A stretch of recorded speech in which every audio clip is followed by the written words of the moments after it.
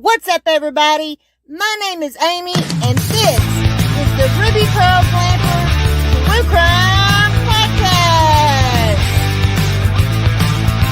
It's your way that you're sitting on top of the world.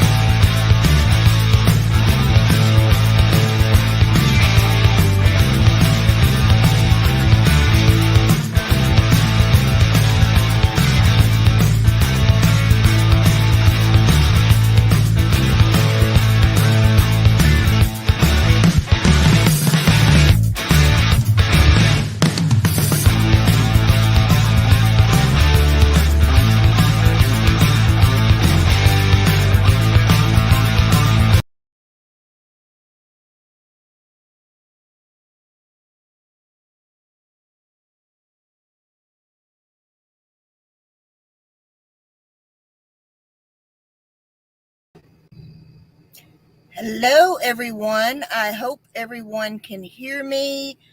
I'm trying out something new, and I'm not sure if this is going to work correctly or not. Let me know if you can hear me, if I'm frozen, if you can see me. Please, in the chat room, if you would. If this doesn't work, I'm going to switch to my phone. Can everyone hear me?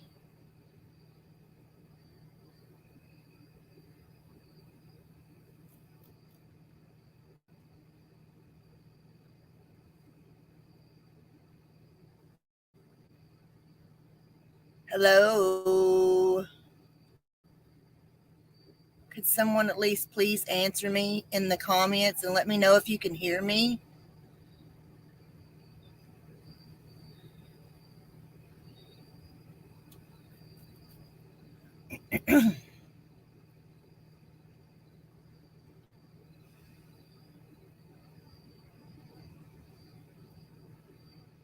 Hello? I apologize. I'm trying new equipment out. Would someone in the chat room at least please say they can hear me? Or do you just see my lips moving?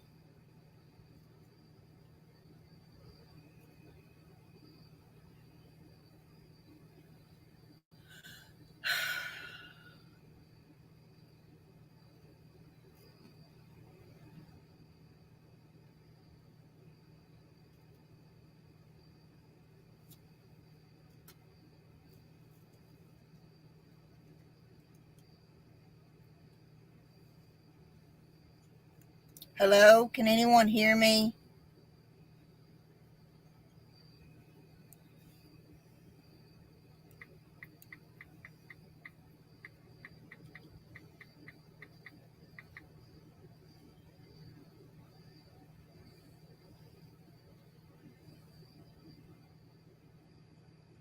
Hello? Can anyone hear me?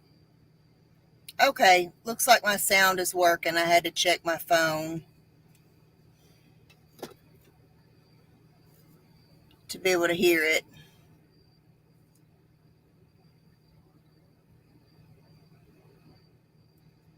I must just have some lurkers in here and not anyone that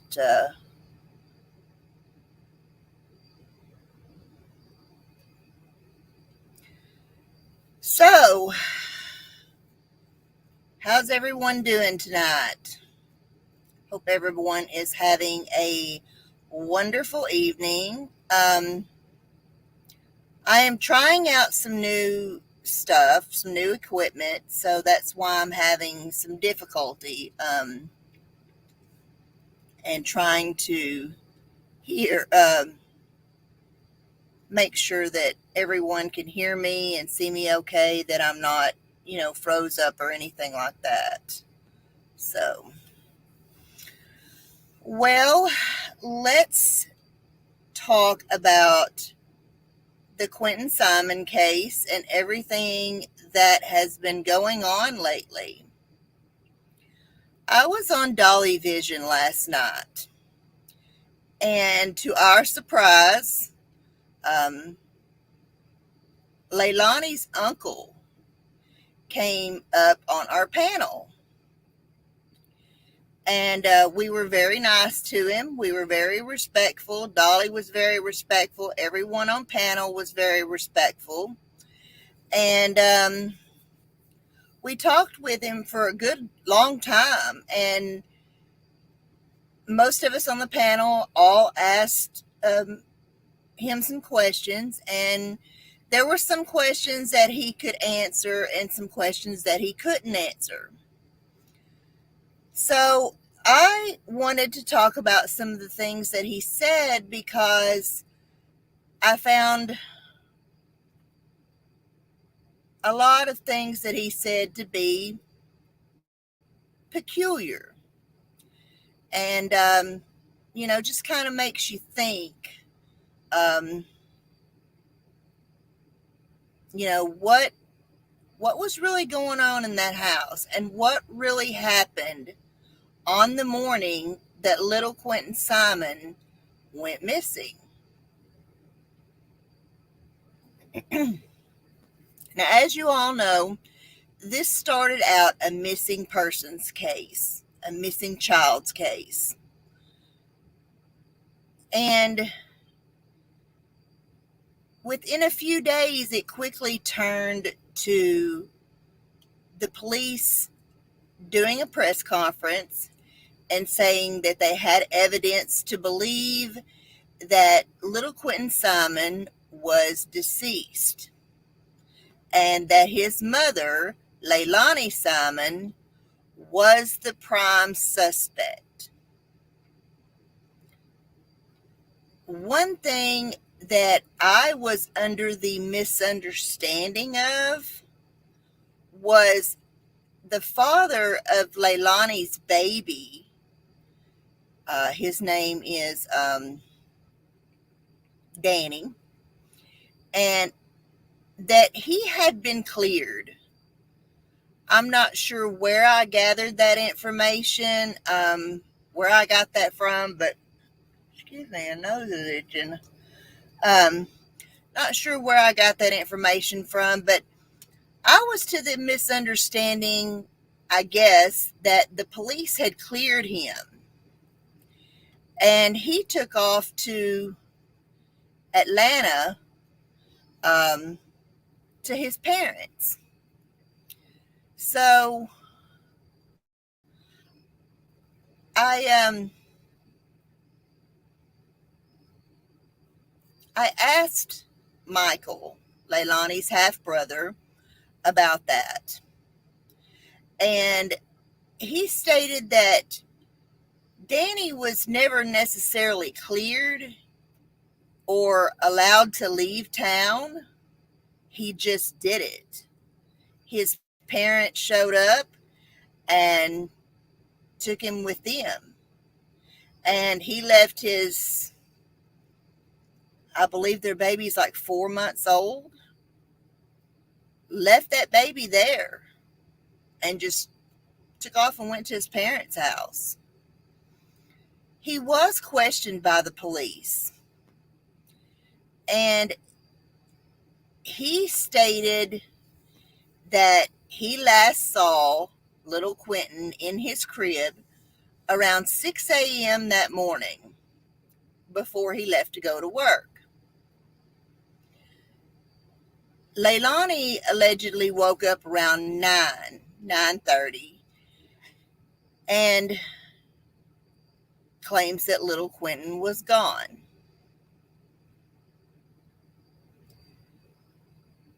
The babysitter came out and she stated that she had gotten either a text or a phone call around 5:30 in the morning and stating that she would not be needed that day to babysit the kids, which she found odd.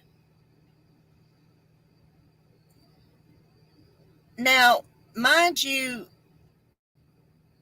when Michael first came on Dolly's panel, there were a lot of questions that we all asked, and he stated that he could not answer those questions per se of the FBI. And I understand that. I understand that, you don't want to reveal information, that could derail or cause problems in the investigation. And so they were refrained from answering certain questions, but he did his best. He really did. He did his best to answer as many questions as possible, even if they were vague. And one of the questions that I asked him was about Leilani and Danny's drug use. To our knowledge, Leilani suffered from cocaine addiction. And I suspect that wasn't all. I'm not going to go into further detail of what else I suspect she was on, but I suspect that she may have a drug dependency of some other substances that are known to be mixed with cocaine use, and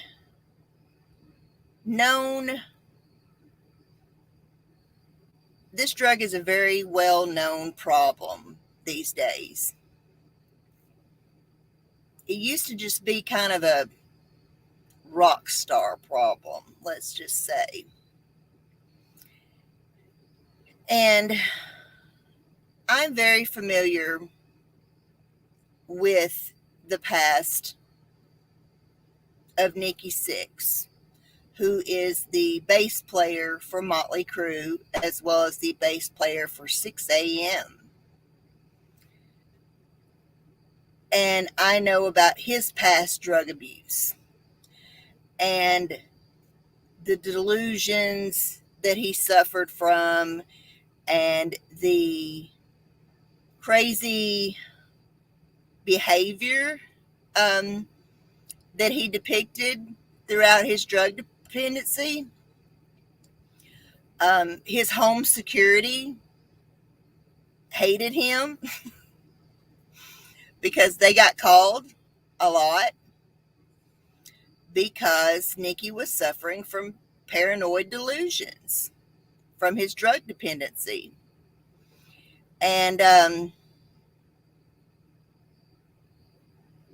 so, like I said, it's just a speculation of mine, but I suspect that alcohol and cocaine were not Leilani's only problems. She was 22 years old and had 3 kids already. She now,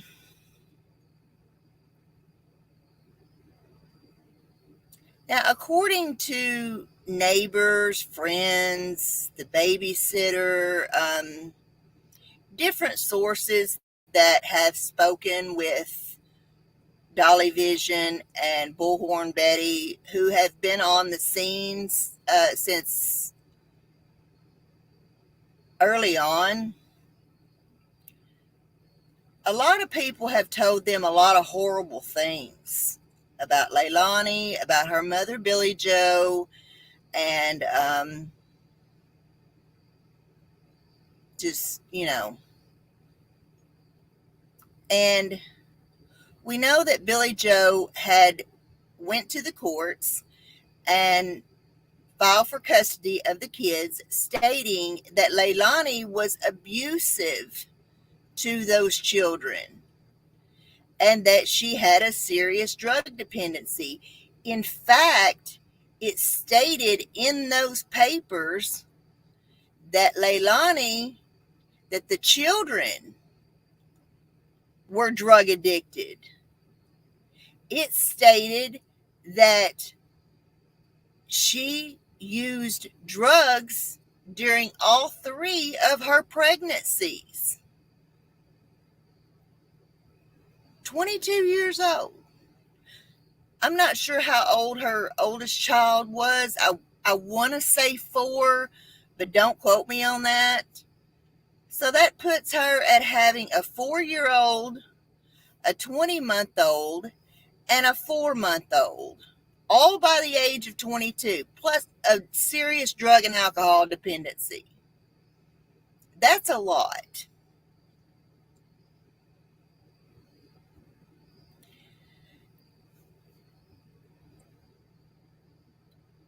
So, but Michael stated that he was refrained from speaking about any drug-related issues regarding Leilani. One thing he stated was that the reasoning for draining the pool was because the pool was dirty and you could not see through the water. Apparently, the water was probably green. This is about the time of year that it usually is. It's you're coming off of summer, you're entering into fall. It's been hot, it's been cold. So you're really not in the pool as much. I know I live on the lake, and I haven't been swimming in the past month or two. So, but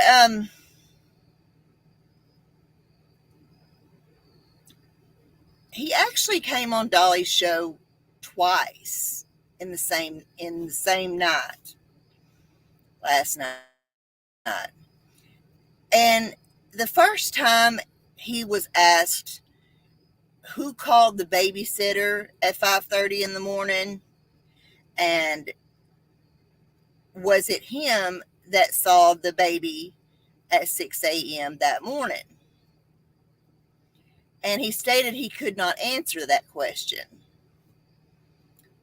Well, later on, he came back on Dolly's Live and clearly stated that he had talked to his stepmother, Billy Joe. And so he was asked this question again. And he stated that it was Danny who called the babysitter or texted the babysitter.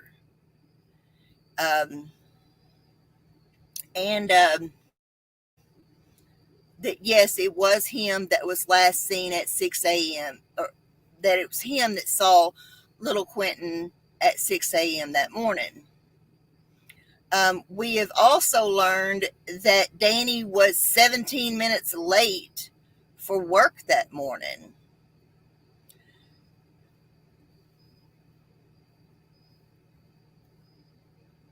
One thing he stated when he came back on the second time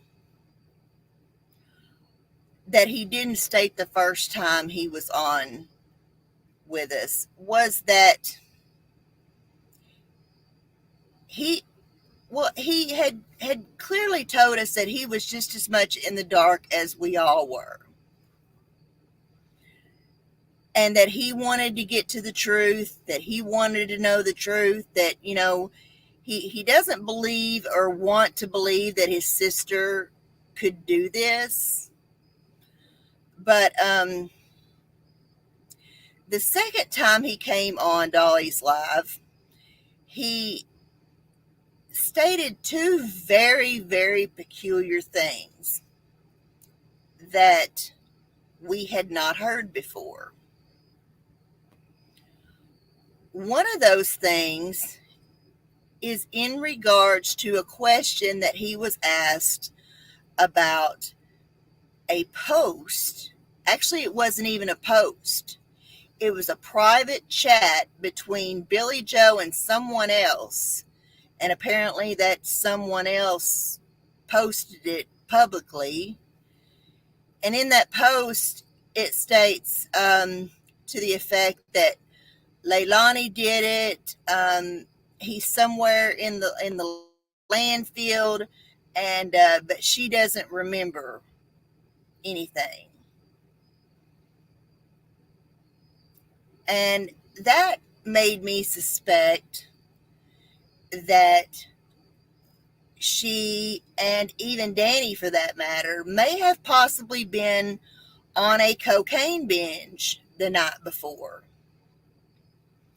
And that, maybe she was, suffering from some type of delusions or whatever, and maybe she doesn't remember what happened. Or maybe she remembers bits and pieces of what happened or something. But he decided to tell us that was not her words. That Leilani never said that she did anything to Simon, to little Quinton, and doesn't remember doing it. That idea was put in her head by the FBI. The FBI are the ones that told Leilani, you did this, you just maybe don't remember doing this. Maybe because of your drug use and your past trauma or whatever, you just don't remember doing this. So he flipped the script by saying that these were never her actual words, that these were the words of the FBI that they planted in her head. And, I could buy that. I could buy that. Just as an intimidation tactic, as a, questioning tactic to, get her to admit to what she did or something. So I can see them possibly saying that, but why would Billy Joe come out and say Leilani did it, he's in the landfill, blah, blah, blah? Why would she not come out and just say, the feds think she did it, and she just doesn't remember, doing it? Hello, Marie. How are you? I hope I'm coming through all right and everything.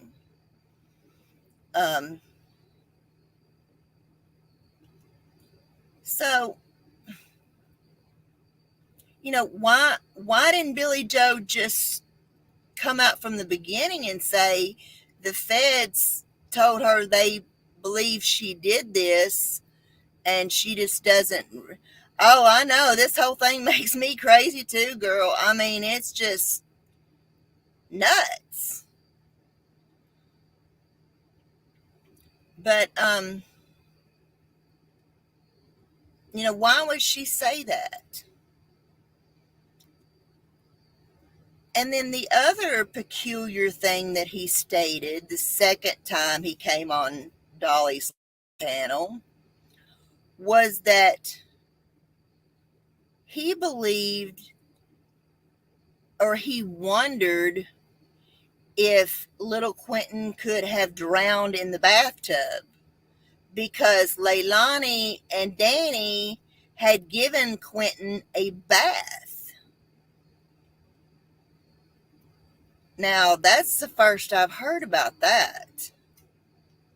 So I found that to be kind of peculiar, Um, is that true? Is it not true? I don't know. I wasn't there.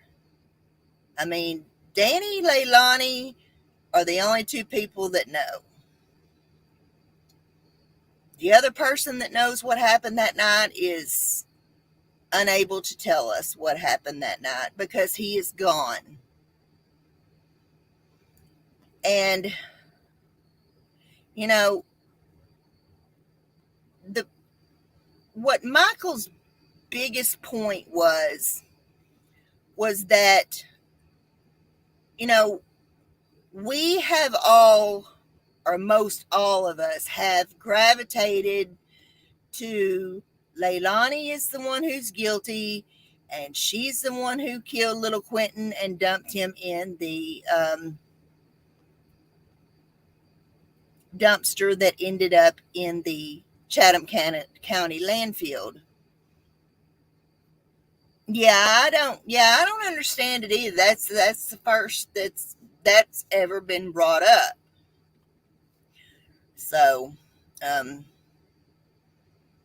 and I think what he was implying is that, maybe there was an accident. Maybe they weren't paying attention or weren't watching him and he accidentally drowned in the bathtub, and they covered it up and got rid of the body. And, you know,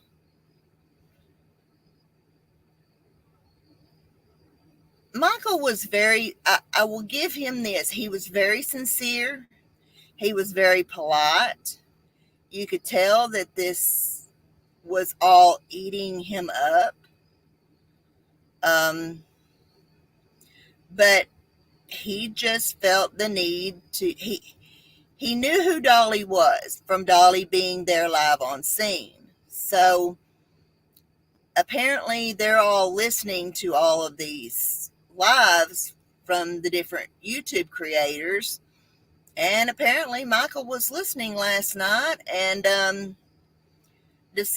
heard some of the things that were being said, and he wanted to come on and try to clear some things up and let us all know that, hey, y'all need to remember that Danny was in that house too, the boyfriend, and he took off and hauled ass with his parents and left, and, which is why this is titled A New Perspective. He wanted to give us all a new perspective. Is he doing it deliberately to try and throw blame off Leilani, his sister? I don't necessarily think he's trying to do that, because he has clearly stated more than once that if she's guilty, they're going to personally walk her butt into the jail, and she's going to go to jail, and she's going to pay for what she did, if she did indeed kill little Quinton.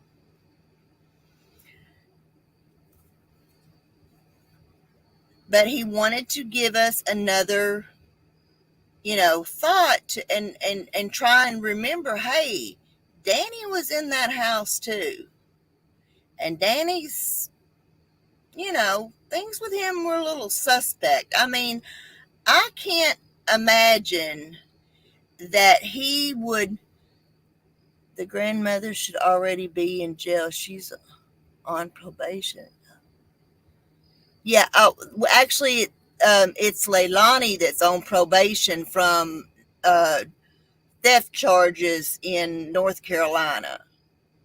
I'm not sure about the grandmother, if she's on any kind of probation, but I do understand that she has quite the alcohol and drug problem herself.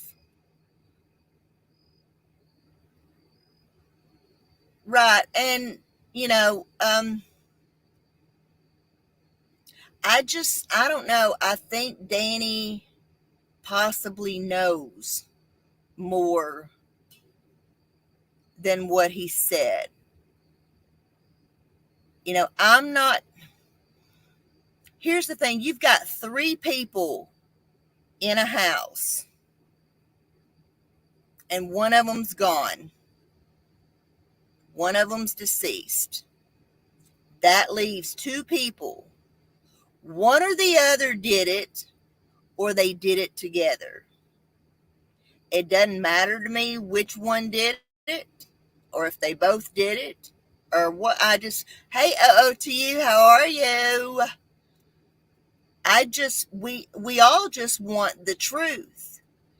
And if Danny has any guilt, any part in any of this, then he can trot his little butt right on back to Savannah, and he can go to jail too. I can't imagine that. Okay, you've got a missing child. Now, Quinton is not his child. I get that.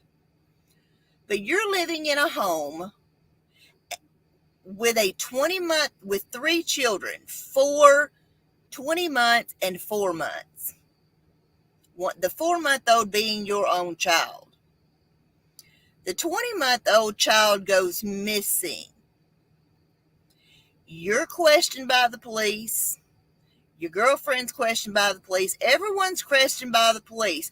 Where's this child? What happened to this child? And you take off in the midst of this and leave your 4-month-old baby girl in a home where a child has gone missing. I can't imagine. I can't imagine leaving one of my girls with their grandparents and something having happened in that house and just going off and leaving one of my girls with their grandparents for any reason.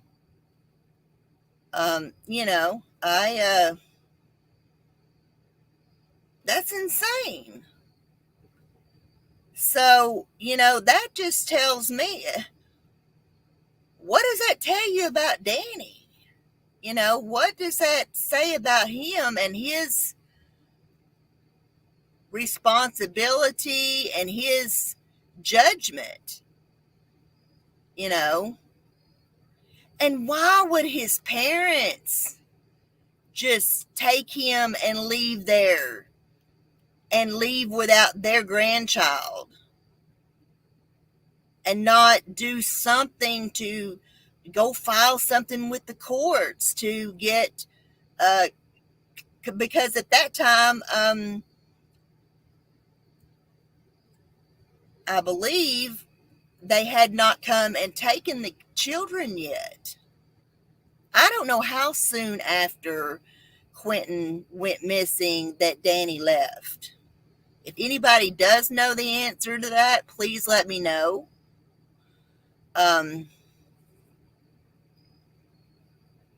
Because I would love to know, and that way I could make a better judgment about it.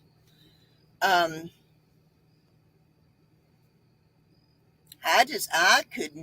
couldn't imagine, and if it were, my mom and dad, we're not leaving here. We're not leaving Ashley and Shaughnessy with these idiots. I wouldn't care. My mom and dad wouldn't care if we had to illegally take them children, my children. They would not allow me to leave my children in their other grandparents' homes or their father's homes. That something fishy had gone on and one of the other children in the home had gone missing.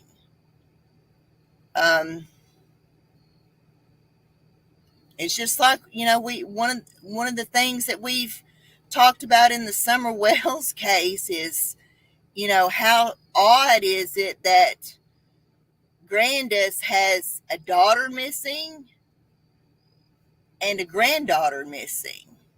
How does lightning strike the same house twice? Yes, lots of suspicious things. And I don't know where this is going to lead. To you and Izzy Rose and Marie. My goodness, where is this all going to lead to? And, Billy Joe doesn't seem to understand what the public outrage is with her. And that was one of the things that Michael talked about was, that Billy Joe was just away working. She was trying to make a living for the kids and provide for those kids and everything. And I get that. Um, it's just so weird how we've gone from Billy Joe taking her grandchildren away from her daughter because she is abusive and has drug addiction problems and wanting to try to evict her, to now her 20-month-old grandson is missing, presumed dead, and the mother is, you did? Oh, okay. Yeah, it was, we were blown away because Tattooed Rebel was like, man, there's somebody in the chat claiming to be Quentin's uncle. And we're like, what? And sure enough, it was him. And Dolly verified it was him. It was definitely him. So there were people that questioned it, but yeah, it was him. Um, but she doesn't seem to understand what everybody's issue is with her. That one. Oh, yeah, I know who you're talking about. I'm not real familiar with her. Um, yeah, I don't even really know her, but I was getting a little aggravated because between her and two other creators or two other people, it was hard to get a word in edgewise, which one of those people, I'm used to her stealing the show, so to speak.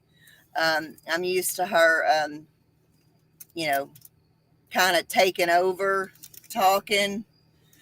Um, but I know who you're talking about. To you.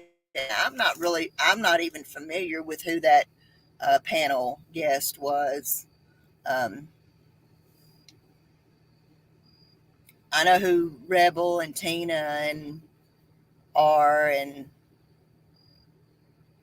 but I don't. Yeah. Um, but y'all excuse me just a second. You know, Billy Joe just can't understand what everybody's problem is with her. What part of I'm taking these kids away from their mother because she is abusive and addicted to drugs, but I'm going to turn around and leave them with her while I go out of town? I can't go get my granddaughter right now and then go and leave her with one of my strung out friends and something happened to her and me not be responsible for that. How hard is that to comprehend? Like, I don't, That's what everyone's so angry about. That's what Betty's so angry about. It's what I'm angry about. It's what the whole damn public and every protester out in front of their house is angry about. Yeah, she did it by choice. And I mean, you've taken these kids away from their mother and gotten custody of them. Your daughter's still living in your house there's tension from hell in that home, and that came out of Billy Joe's own mouth. That home, there was tensions in that home so thick you couldn't cut it with a butcher knife. She was trying to evict her. She was trying to get her and Danny out of there. It's a recipe for disaster. It's a recipe for desperation. It's a recipe for revenge. You know, it's like the time I got revenge on my ex-husband. I didn't care that he went back to his ex. I just was pissed because he lied to me about it. You know, knows what bad choice she made and she don't want to accept any fault. Instead, she wants to go out with her biker buddies drinking tequila. And by the way, I want everyone to know that what went on inside that bar, how much their bar tab was, what they ate, what they drank, what they did, trying to pick up on waiters, getting phone numbers or whatever. I want everyone to know that none of that was put out by either Bullhorn Betty or Dolly Vision. The people that work at that restaurant recognized them from the news, and they called it in. They are the ones that notified media and police that they were in their bar and that they had racked up a $300 tab and they were drinking tequila and all that kind and eating oysters and just having a good old time. Now, one of the things that Michael did state on Dolly's Live was that Leilani did not drink any tequila. I don't know. I wasn't there. I have not seen any video footage from the restaurant of them drinking. Allegedly, his stepmother, Billy Joe, is the only one who drank, and she had like one shot of tequila. I mean, I know I don't eat oysters. I mean, I know seafood's expensive, but how do you rack up a $300 bill on just oysters and stuff? I want to say she had more than one shot. I mean, I worked in a bar for almost 20 years. I'm no fool. I know what alcohol costs. And hell, it was a lot cheaper when I was working in a club, you know. So yeah, you're not fooling me at all. Um, and but the only way to prove that is show me that bar tab, show me that restaurant tab, and the police have gone and gotten that footage of from the restaurant, and people have wondered, about why they went and got it. Well, I mean, why do you think they went and got it? Who does this remind you of? Who does this remind us all of? Casey Anthony. who had pictures posted to her MySpace, of her out partying and stuff while her daughter, Kaylee Marie, was missing, you know, and she was lying about saying that she was with a babysitter. That child was, I don't even want to repeat where that child was, but if you followed the Casey Anthony case, you know where Kaylee Marie was. I don't know if any of y'all have seen my latest video that I did, Hell is for Children. That is a old hit song by Pat Benatar. I've always loved that song. And that song and Hit Me With Your Best Shot is two of the songs that I would sing karaoke when me and my friend Vicky would go out singing karaoke. And I sang the song and put the video together with all of these missing and murdered children from these last 3-4 years. And never have I ever looked at my work. Only one other time have I ever looked at my own work and bawled afterwards. I've only done that one other time, and that was after I sat down and wrote a song about my childhood and where I grew up in my old neighborhood, and this video. So if you haven't had a chance to watch my video, please watch it, share it on your community tabs, on your Facebook, your Twitter, or whatever, because we have to be a voice for these children. And,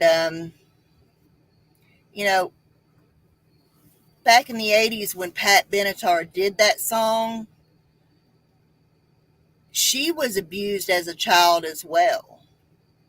And that is where the song comes from. So, if you haven't seen the video yet, please check it out. One of the things that Michael would not admit to or speak about is the back door apparently was open between 2 and 5 o'clock. That there was some type of security, I don't know, some type of a security alert or alarm or an app that recorded it or something of the back door when it, I guess when the doors open and close or something, it's recorded. Kind of like if you watch very many fictional true crime shows like CSI or Law and Order SVU or something of that nature, they can go and look and see in like hotel rooms when a key card was used. I'm guessing it's something like that. I am old school, okay? I am not up to date on all of the high-tech things that we have nowadays. In fact, I hate even ordering shit online because, for so many years, I just, you want something, you go to the store and buy it. And now, you can't even go to Walmart and just buy something. Everything's online. And there's been times that, I like to see the quality of what I'm buying and whatnot. And I ordered a blanket, and when I got it, it wasn't a full size blanket. It was a blanket that you would like put on a dog bed. I guess I just didn't look at the dimensions of it or what. I was pissed because I wanted that blanket for my bed, not Ellie Mae's bed, my little chihuahua. So, yeah, I was kind of angry about that. But another thing that happened, as I'm sure you've all seen and heard, was that there were some protesters who were arrested outside of the Simon home. And they were in the wrong. The protesters were in the wrong. They were, and it was Michael actually that they were blocking the driveway and blocking him from trying to leave. He claims that he needed some cigarettes and that, he felt bad actually about having to call the police. But, when people do that, or swarm your vehicle or what, I'm going to take his side on this. This day and age, you just don't know about people. People are nuts. People are crazy. And, you know, um, you just don't know what people are going to do. So, I get it to an extent. I do feel like the protesters were in the wrong, but what you have to understand is that this is a very emotional situation, and people are outraged, people are angry, and a lot of this isn't just the fault of the crime itself, it's the fault of the Chatham County Police. Now, while I appreciate their transparency with the public, maybe it wasn't such a great idea for them to come out and announce that Leilani, and only Leilani, was their prime suspect. Because you come out and you say that, and then you don't arrest her, and then she's out at bars drinking with her mama and her biker friends, and she's cussing people out in the yard for putting teddy bears for her 20-month-old baby, missing baby. Um, you know, people are outraged. What do you expect? I mean, if you have followed any major trials in the last, my God, let's go all the way back to OJ. Let's go all the way back to OJ Simpson in the 90s. That was my very first trial. That was my first TV trial. And y'all, I was spending all day watching the OJ trial instead of sleeping. And then I would have to go to work half the night at the club. And, I was wore out. But think about all the people that were gathered outside of the courthouse with the O.J. Simpson case. Think about all the people who were gathered outside with the Casey Anthony trial, Scott Peterson, Jodi Arias,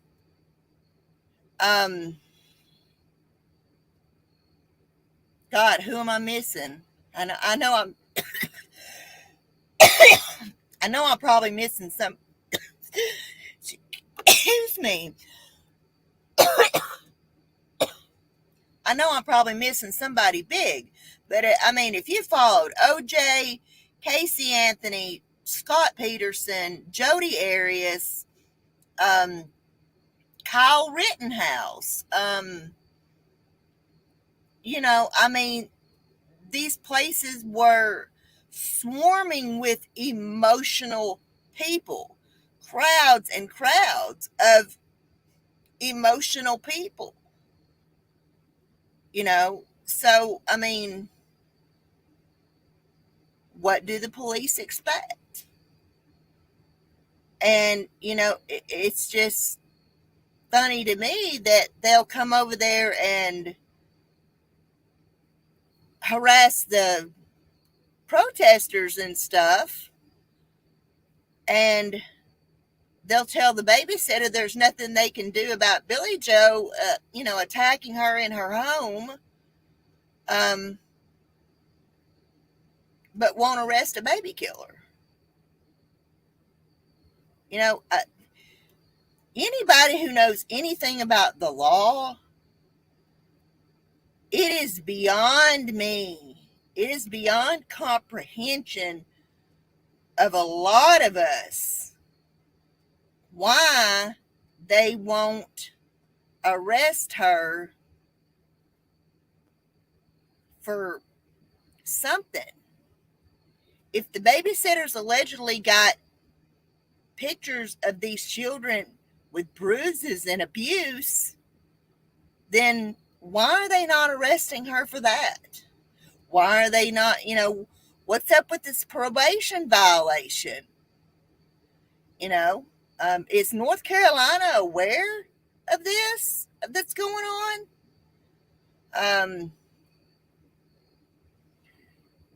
It just, it's just people are outraged and people are angry. And, you know, I know enough about a landfill to know that from the moment the garbage arrived from that dumpster that she was alleged to have put him in, from the moment that garbage arrived at that landfill, there are constantly workers out there that are moving stuff around. They're digging, they're burying, they're shuffling things around. I don't know if anything gets incinerated or not.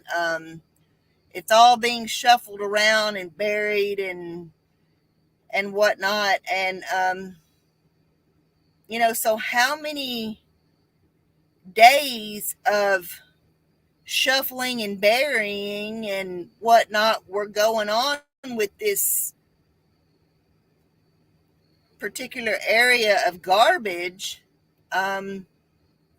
before they realized that the child was possibly there and shut it down, because they did shut it down. They did shut the landfill down. They did shut any garbage from being dumped in that area. So,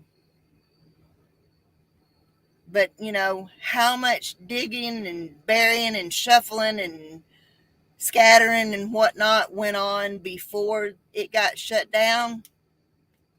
I don't know. And so I knew before the police even came out and said this is going to be long and exhausting, and this is like finding a needle in a haystack. And the longer period of time that has gone on. What you mean, North Carolina? That's where Leilani's probation is out of. To my understanding, is North Carolina. unless I misunderstood something. But I'm pretty sure I believe her probation is out of North Carolina. Now somebody can uh,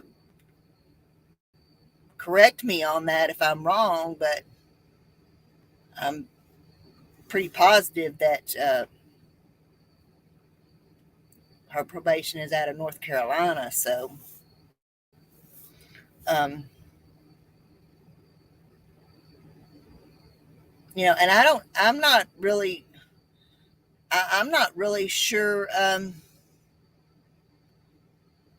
Yeah, they would have to extradite. I don't know,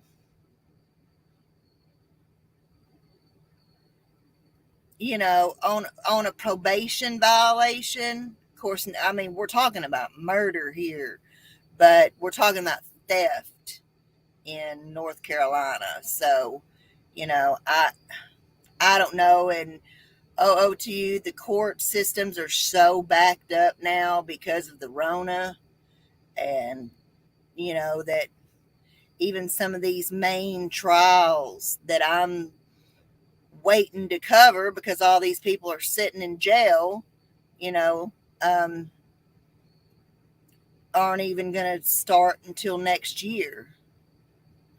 So, you know, I mean, just like, the Parkland shooter that happened in 2019, and, we just now got him convicted. So these court systems are majorly backed up. And plus, I heard somewhere the other day that crime was down. And I'm like, these people are smoking crack. I don't know where they've gotten that crazy idea that crime is down. Obviously, whoever stated that's not must not be on YouTube, must not know how many children are missing, and uh, just missing children alone that have most likely been killed by their own parents. Not to mention all the other crime in the damn world. I mean, you've got shooting after shooting after shooting. You've got just, we're in the end times, people. I don't care what y'all believe. I don't care what your religious beliefs are or what. We are in the end times, period. I believe it with all of my being that we are.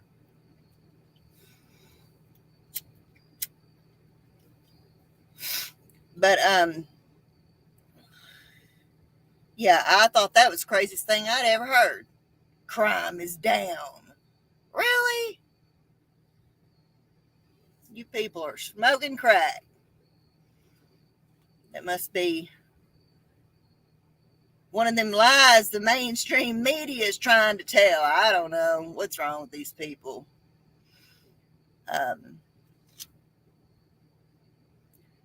but yeah, he would not speak on this alleged door opening um, between 2 and 5. So, I don't know what this is all about. Um, another um, another thing that is it's on the rumor mill, but it's a rumor that's supposed to be true, is that allegedly the dumpster where Leilani put something in, that she was actually seen on camera putting something in this dumpster. They just can't tell exactly what it is. Now, I mean, I don't know if this is true, if it's true or not. But hell, that is a crime in itself. That's called illegal dumping. I can't go to Walmart and take my trash down there and dump it in their dumpster. I can't go down here to the Dollar General and take my personal trash and put it in their dumpster. If I get caught, that's called illegal dumping. That is a crime. But I would think that if they do have video of her putting something in the dumpster, that with the technology the Federal Bureau of Investigations has, that they could enhance that to a point that they could at least see, did she put a black trash bag? Did she put a white trash bag? Did it have, and I'm just sitting here thinking about the different type of trash bags that I've bought. Did it have red handles? Did it have yellow handles? Was it one of the big black lawn bags? Did she put an old tote bag, or a backpack, or a duffel bag, or a tote? Little baby Evelyn Boswell was in a tote. And, so did she put a tote in this garbage dumpster? Seems to me that they would have the technology to enhance that, to at least say, okay, we're looking for a striped duffel bag, a green and white striped duffel bag, or we're looking for a white trash bag with yellow handles or red something. How big was,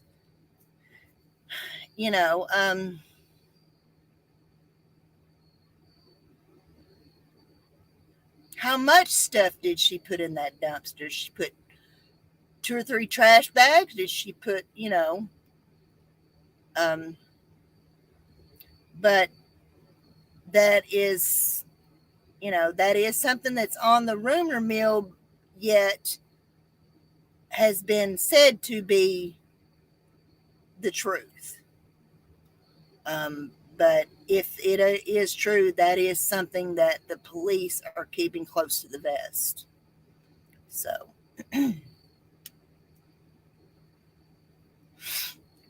there's also some things that I have heard.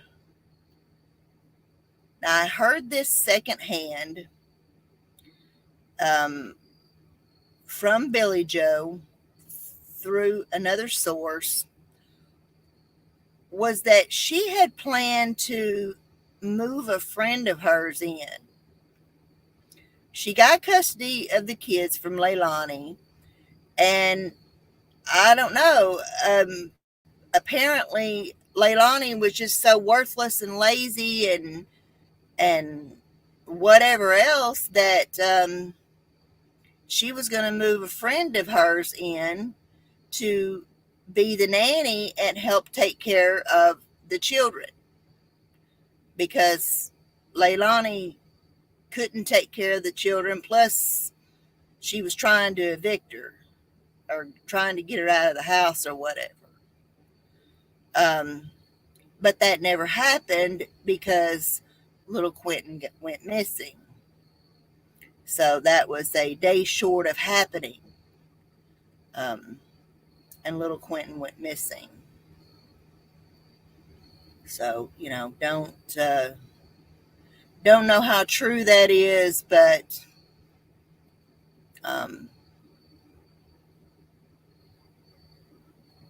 that was said through a source that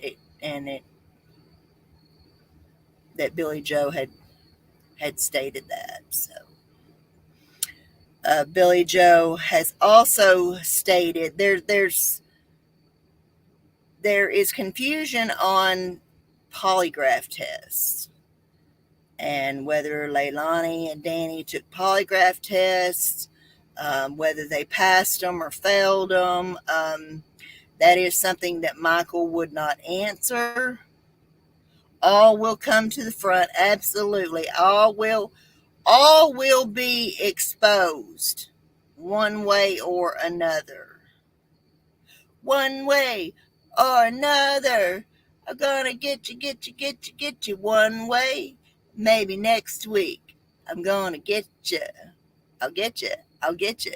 Yes, they're gonna get you one way or another. Sooner or later. Leilani, Danny, Billy Joe, whoever has part and guilt in this child's demise, you're going down one way or another.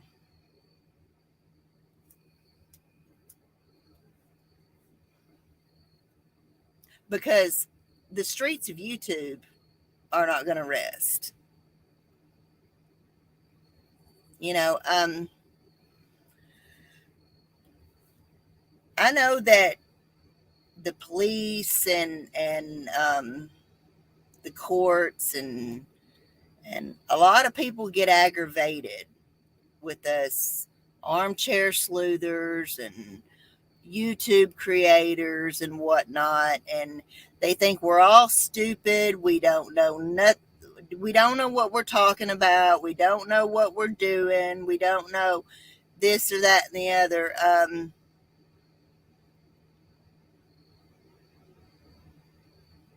And we've been talked about in a bad light by police.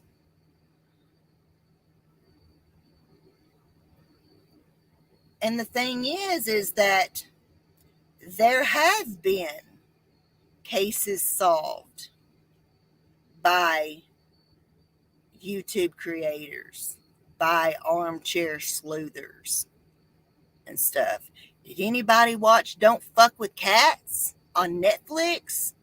I couldn't get past the first 15 minutes of it, and I had to shut it off.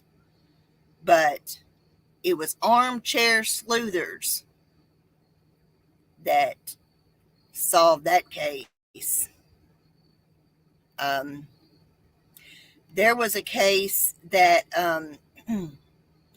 that was like a baby project of mine for years, that I uncovered evidence that the police never uncovered. And I tried to tell them, and I tried to contact them, and they, I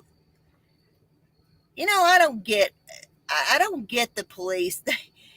They'll say, we need the public's assistance, but yet when you get the public's assistance, you either question them thinking that they have some kind of guilt in this crime. I mean, I have called Ohio before. I called a detective in Ohio to give them some information on a missing person case. And, I was literally being interrogated. Well, what's your interest in this case? Well, how do you know this? But well, how do you know? Da, da, da, da, da. You ask for the public's help. I'm the public. I don't live in Ohio, but, So you either get interrogated and they think that you may have something to do with this crime. They don't call you back, or they don't answer your emails or whatever at all, or they just talk to you like you're fucking stupid. Oh, we'll look into it. And they're hanging up the phone going, God damn, these damn armchair sleuthers, they just fucking get on my damn nerves.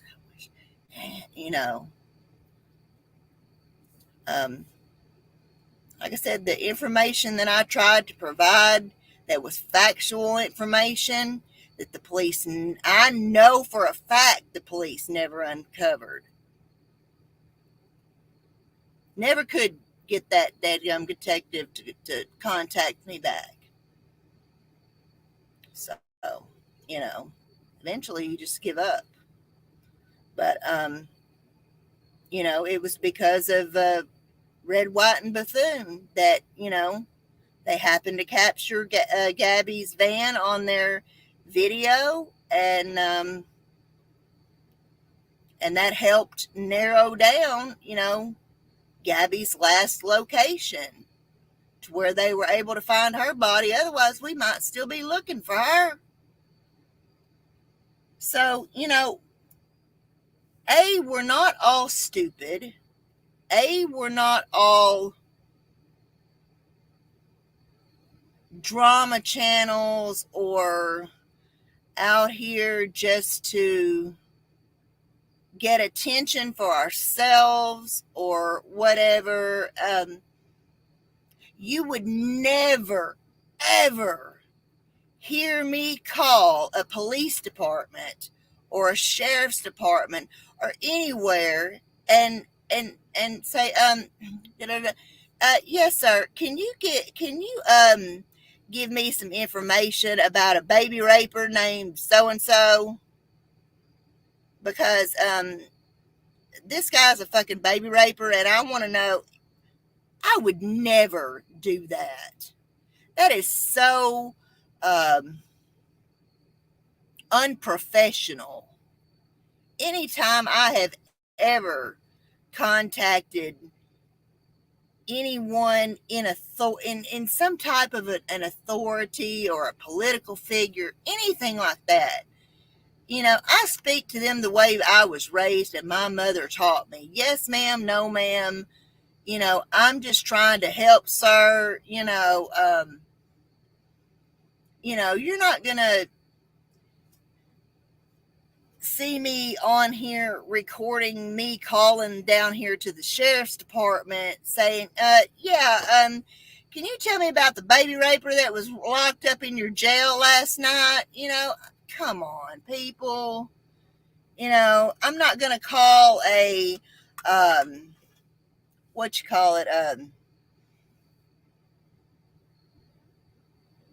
any type of government office and say, I was married to this girl and blah, and referring to people as, and calling them, names or pedophiles or, that's just so unprofessional. But that's the kind of thing you should expect from that particular creator that has done things like that.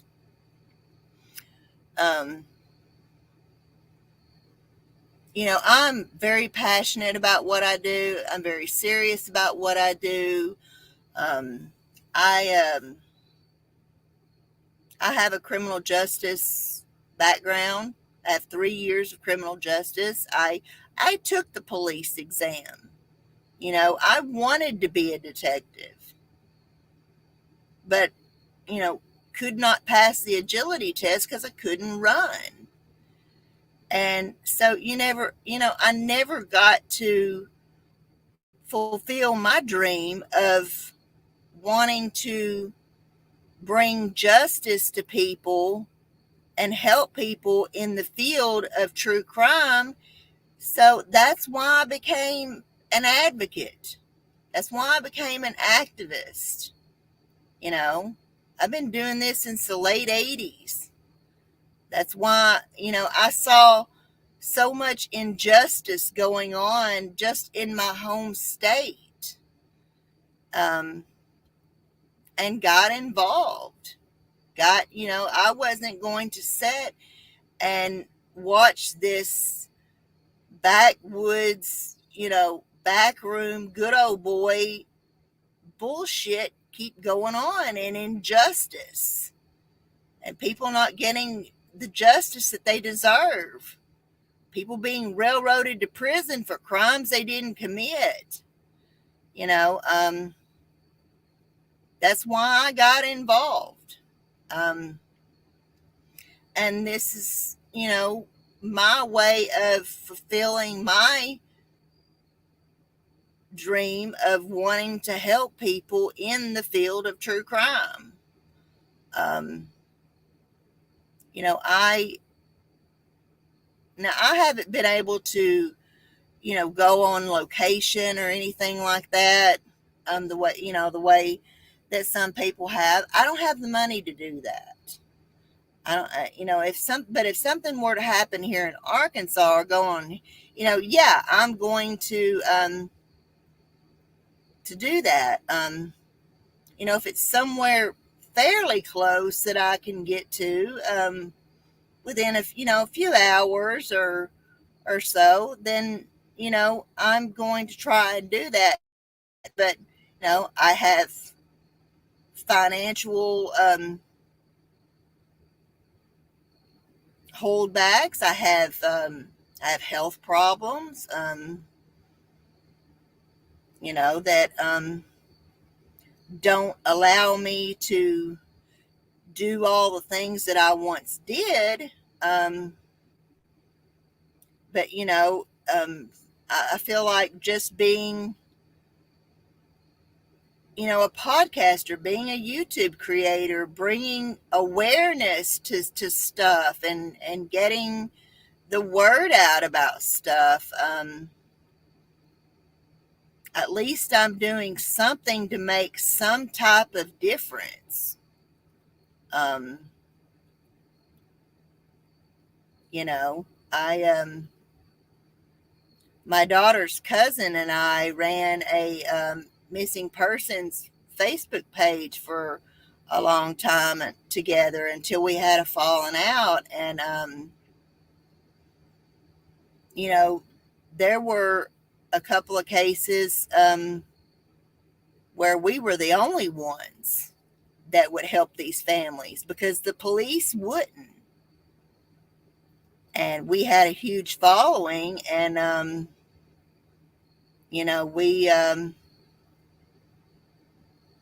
we at least kept attention on their loved ones, cases and stuff, and did what we could to keep the public informed and keep their faces out there, and people be on the lookout for these people and whatnot, and did the best that we could. And there was one case in particular where we were literally the only people that would help this family. The police wouldn't do a damn thing. And it crossed state lines. It crossed state lines from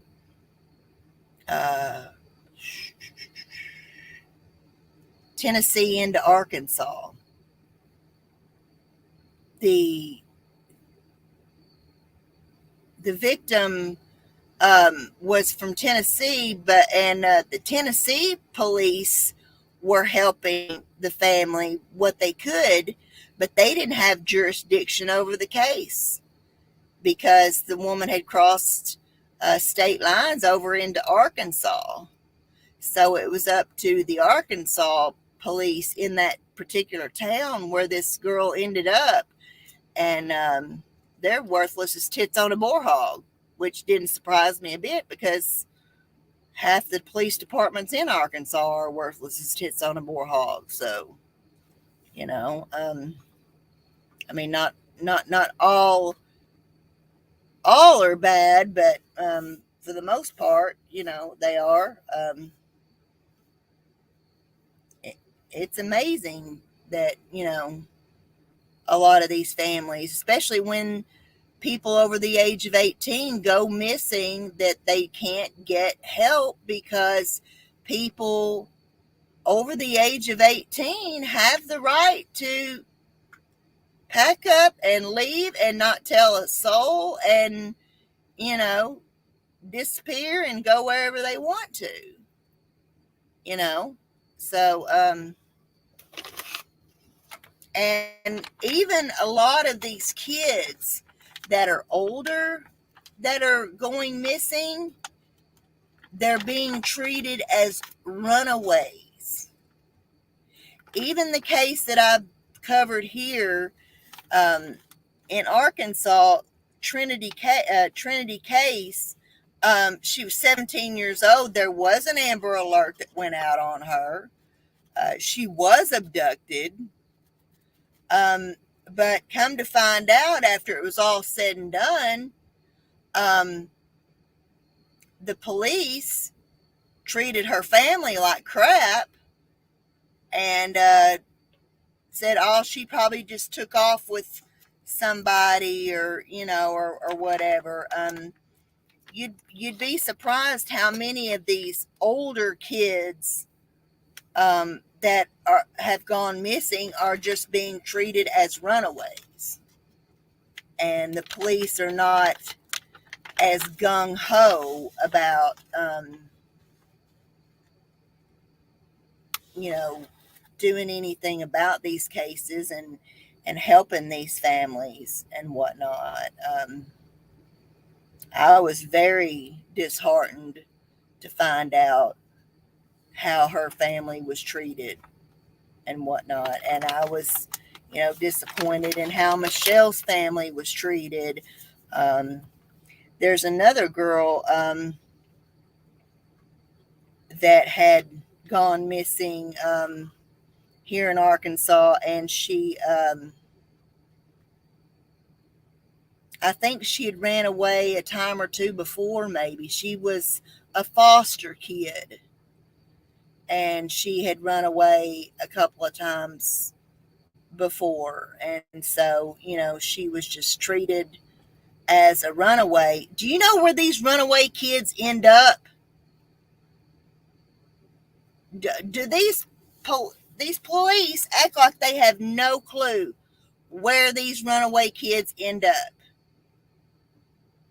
They end up on the streets. They end up being picked up in bus stations and coffee shops and whatnot by these predators out here that are just looking for a vulnerable child like that. A prostitute, exactly. They're looking for these type of people and to prey upon. And these parents that have kicked their children out because they come out and say that they're gay, or they want to be transgender, or whatever the situation is, and you got these parents that are throwing their kids out. Where do you think these kids end up? They don't end up at Disneyland. They end up on the streets. There's I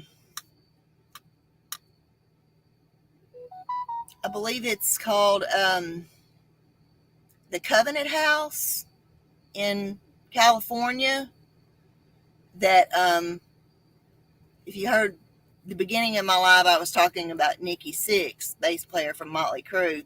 That is one of the places that he supports. It's for homeless teens, because he was a homeless teen who ran away to LA himself. And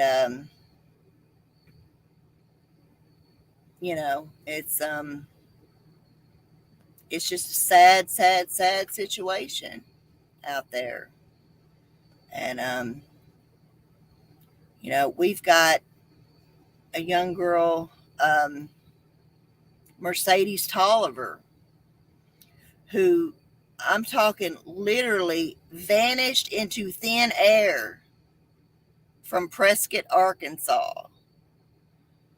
And there is very, very little information in her case. She had an argument with her mother. She walked out of the house around midnight or so. Her mother assumed she was probably just going to go down to her aunt, walk down to her aunt's and spend the night, as she so often did. And her phone was dead, and she had $20 in her pocket. nothing else. It was cold. It was December. Um, she never showed up to her aunt's, and there was a search done, and there was no trace of her ever found. It's just like she just walked out of her house and vanished into thin air. And that's one of my that's one of the cases here in Arkansas that I would absolutely love to see, want to see them find either her remains or find out what possibly happened to that girl, because the way I found out about the case was my father was in a no, she's not been found yet. No trace of her has ever been found. Her phone was never turned back on. And you know, teenagers, as soon as they get to where they're going to get that phone charged up. So she never got anywhere. And then her mother thought that, her mama spent, a couple of days or so trying to get a hold of her, trying to get her to answer the phone. And then her mother even put minutes on her phone. And still nothing, absolutely nothing. And but my father had his second stroke, and was in a nursing home in Prescott, Arkansas. And my step family found me on Facebook. My father and I had been estranged for many years, and we reunited. And so I spent the first 2 years of my glamping, of me living and traveling in my glamper, going back and forth down there to see him. And when he got really close to passing away, I was down there. And um, you know, I walked outside to smoke, and there was a man sitting there, and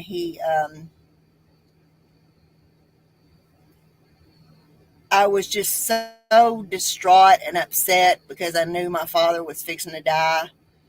And I just struck up a conversation with him, and come to find out he knew my dad, and everything. And then I ended up telling him,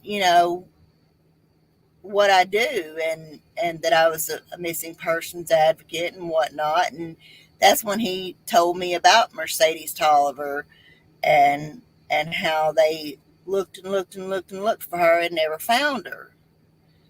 And I said, well, as soon as I get back to the lake, I will definitely sit down and take a look into the case, and see what I think. And because Prescott is a small town, it is, and they've got a small police department. And like I said, there's just not much to go on in her case. It's just like this girl walked out of her house and vanished into thin air. And I just couldn't find anything either. So I had some ideas of what possibly happened to her. I still have some ideas of what possibly happened to her. But as far as who or a suspect or who might have taken her, eh, Santa Claus could have took her. One of y'all could have took her. I don't know. It's up in the air. But I tend to think that it was somebody there in the area that, yeah, no leads, no, I mean, nothing, absolutely nothing. If ever I've seen a cold case, it was that one.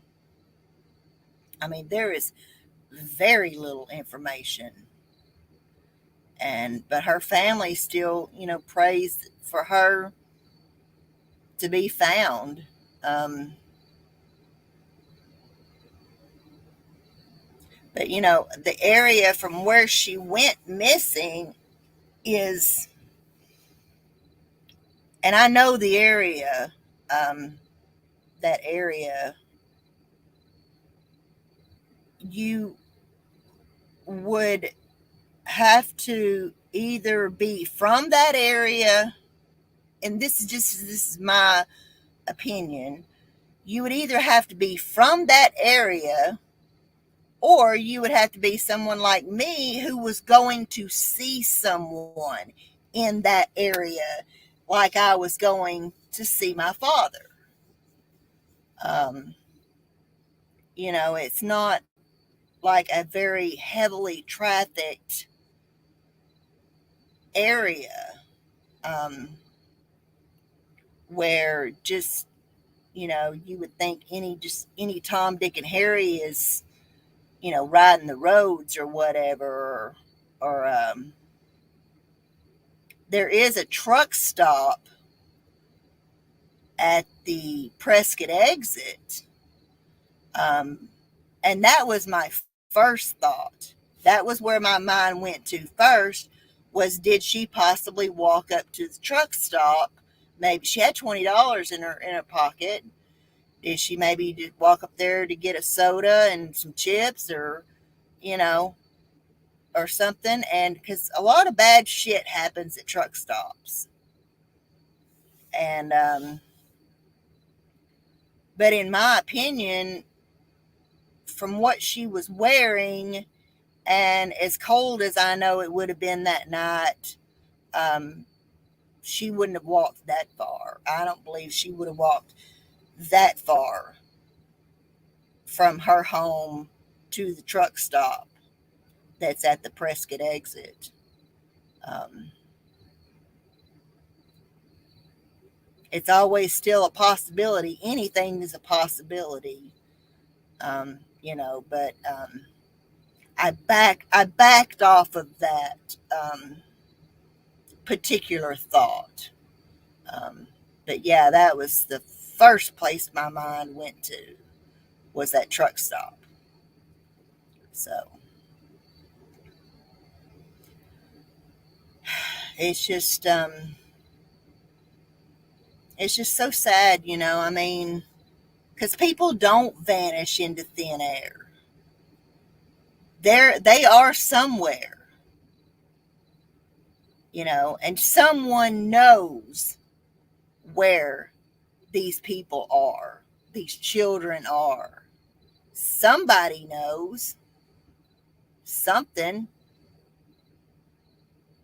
It's just it's truly, truly, truly sad. And with this Quinton Simon case, what we, are now all in fear of is that, it's now been over 2 weeks, and the circumstances of which, he is in, little baby Quinton is in. I'm trying to figure out how not to be so graphic, but I mean, if you're following the case, you know the details of it. So, you know, um, that it will turn out to be just like Casey Anthony, that they either won't find his remains, or they won't be able to determine a cause of death or anything like that. And, um, with any half-assed decent attorney, just like Jose Baez, all you got to do is introduce reasonable doubt or an alternate theory. This could have been an accident. This could have been this. This could have been, and when you can't determine things, that's how you get away with murder. Just like Casey Anthony got away with murder because they couldn't determine how little Kaylee Marie died. And Jose Baez puts that story out there to that jury, that horrifying story of Casey allegedly being, essayed by her father, and that the child, accidentally drowned in the pool. That was all they needed. But then again, you'll turn around and see another case that is primarily circumstantial, and that they get the death penalty. They get life in prison. It just, you just don't ever know with a jury. And here we are a year and a half later. We still don't know where Summer Wells is. Don and Candace are still, free. Well, Don hasn't been free, but he's fixing to be free. So, I mean, it's a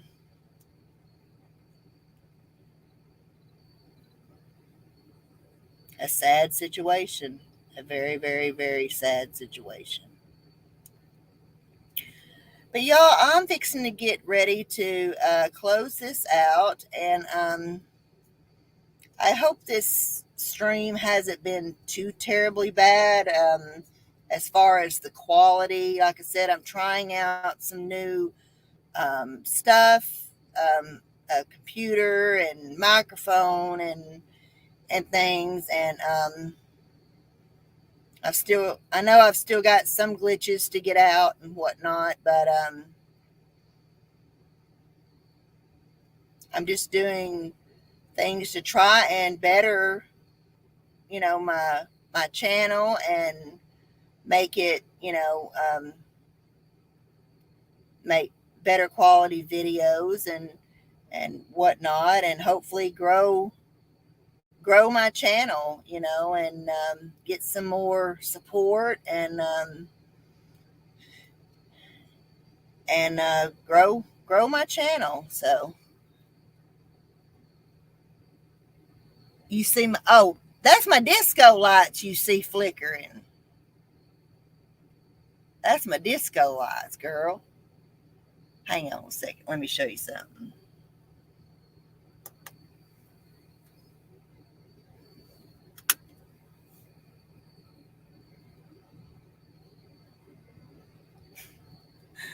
I am all about I am all about some disco now.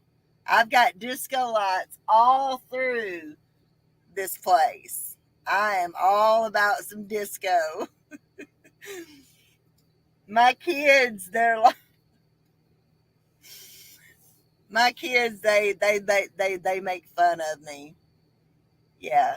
Um, but one of my favorite things to do is turn off all the lights, turn on some disco, funk, music, Gap Band, Diana Ross, the Pointer Sister, the Bee Gees. I mean, I can literally meditate like that.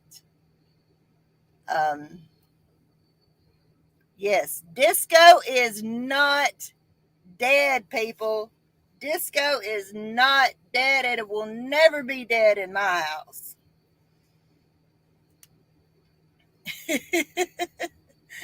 So, but I hope you all have, enjoyed this live. I want to thank everybody for coming in the chat. Oh, to you. You are my people. And Marie, it's always good to see you. I enjoy having you in here. Uh, I believe Rose, um,